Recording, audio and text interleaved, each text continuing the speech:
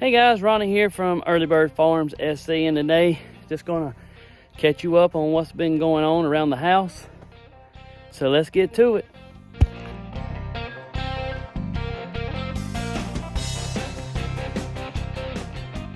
All right guys, so I hadn't really been posting much content to this channel, and the main reason why is I hadn't really been doing a whole lot. Ever since about last fall, I started having a lot of trouble with my back. So I've been exercising a lot and trying to get my back right. So for those you don't know, in 2014 I had some tumors show up in my spinal cord and I had them removed. After the surgery, during rehab, I ruptured a disc. It was moderate at the time. I exercised. I got back on going, and pretty much it didn't bother me for a while. Fast forward, that was 10 years ago, maybe 11 years ago. Fast forward, I quit exercising, I let it go, gained weight, and the disc got worse, and my vertebrae L5 slipped, which what that means is slid out a row from the other ones. So anyway, it caused a lot of pain. I really hadn't been doing much other than about July I started going to the gym and working out, trying to lose weight, get my back stronger. And I honestly can say I've lost weight and I feel much stronger, but my back really hadn't gotten a whole lot better. So I'm just trying to stay with it. I've already graduated out of physical therapy per se, and they just told me to keep doing what I'm doing, and then eventually the pain would go away. So I have good days and bad days, and today I'm off. This is going into the Christmas week. So I have this week off, and I got some things that I just need to do. So let me show you what I got. So one thing that I have been doing, I've continued to buy plants. And if you remember, I have two figs over there in my orchard. I have a black mission fig and a brown turkey fig, and I've added these three varieties. This is a LSU purple.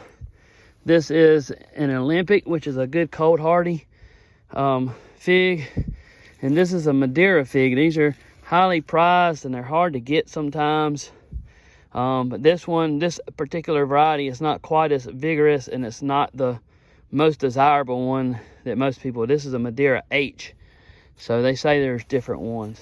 So anyway, I got those potted up, and they were shipped to me in these little I call them containers. A lot of people use these to plant trees in, so they'll develop along taproot. I bought these from figcuttings.com, and if you're interested in buying figs, the guy there, Mr. James, he's a pretty stand-up guy, and he has a sale every winter. And so I got these for 50% off of what he normally sells them for, and I feel like I got a good deal. He packaged them exceptionally well, probably better than any plant that I've ever seen packaged. Anyway, I got those those are going to sit over here in my little treat area. If you remember, this is where I used to plant a little gardenette, but now every time I buy plants, I put them over here, and they're on a sprinkler that's on a timer. And these are where those figs are going to go until springtime. I also had this one right here that Matt Dean picked up for me. This is called a Little Miss Figgy. So I forgot to tell you that I already have a Violet de Bordeaux fig out there. So I actually got 3 figs out there and 4 more to plant. And I don't know if I'm gonna get any more because I got a ton. I also got these. I did some trading with Matt. Come across a bunch of trees here. These are all crab apple. I had 1 Japanese maple and then 1 regular maple, and I got a good deal on these. These are flowering crab apples, but these will help pollinate my apple trees, and they'll produce little berries for wildlife. And so I'm gonna plant some back there in the back for the deer, and then when I get to planting some apples back there, these will help pollinate that. But I traded him a few trees, and he gave me some blackberries. I already had a couple started, so I'm gonna make me 1 more row. I got 9 here, and I might be able to get 10 off of one of these if I can split the roots. And that'll give me 1 more row. And you ain't gonna believe how big my blackberries have grown this year. Let me go show you.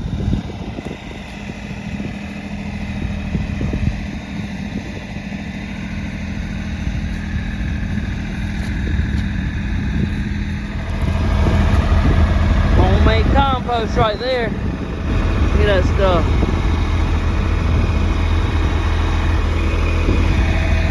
We're gonna put some of that on our muscadine vines. What I was showing you is those blackberries. Look how good they look. Well, we're gonna put some of this on here, and then we're gonna put mulch, because I don't like mowing up under this. Same thing over here.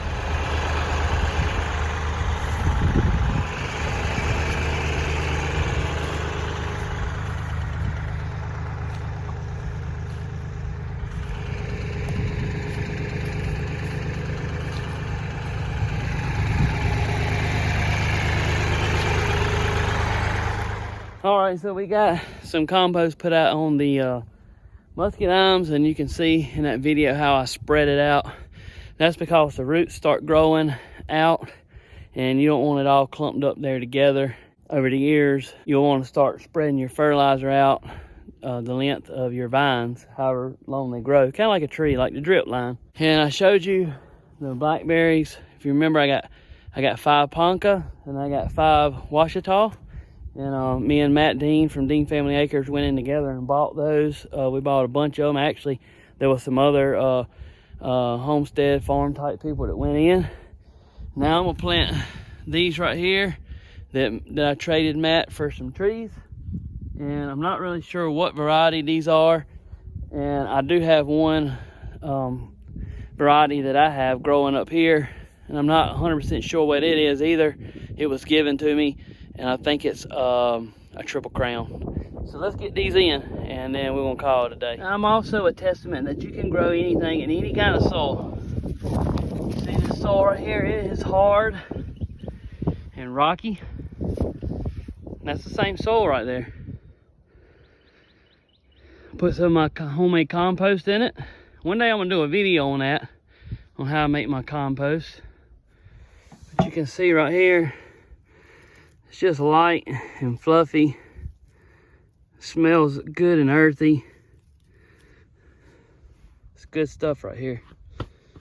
It's wood chips, leaves, garden scraps, kitchen scraps. But the majority of it is leaves, wood chips, and coffee grounds. I pick up coffee grounds once a week. That's my nitrogen source. And once all this breaks down, you can see how fine it is. I got some I got to go mix in there now that's almost done to mix in this pile. But this soil right here is terrible. But you put a little compost in there, and then some compost around it. And then every year you put wood chips and compost on top, and you'll have awesome soil. The worms will come up. They'll be attracted to this bed right here because of all this organic matter and all this compost. And the worms will come up and feed on that, and they'll go back down and they'll create air holes up and down this bed right here. They'll poop in here, they'll fertilize it, they'll chew on the biochar. I forgot to tell you I got biochar in that pile too. They'll nibble on it, and it just makes an awesome bed by the time you're done. So you can grow stuff anywhere. Look how, I mean, this stuff grows like crazy this year. These things were like this tall when I planted them last year. Yeah, I would say I did fertilize these twice a month.